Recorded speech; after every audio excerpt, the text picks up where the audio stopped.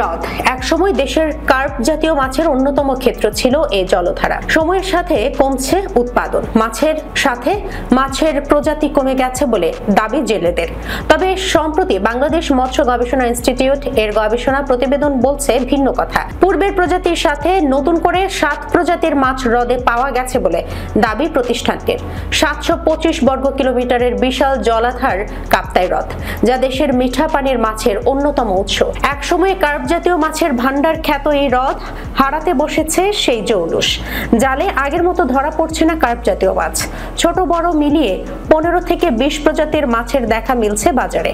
এমন বাস্তবতায় কাপ্তাই হ্রদের মাছের প্রজাতি নিয়ে দীর্ঘ 4 বছর ধরে চলা গবেষণার প্রতিবেদন প্রকাশ করেছে BFRI।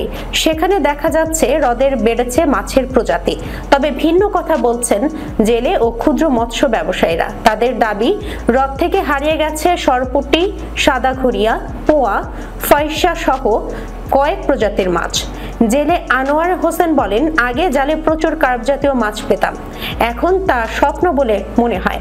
রুই, কাতল, বোয়াল, চিতল, আইড় সহ হরেক রকম মাছ আসতো, এখন তেমনটা চোখে পড়ে না।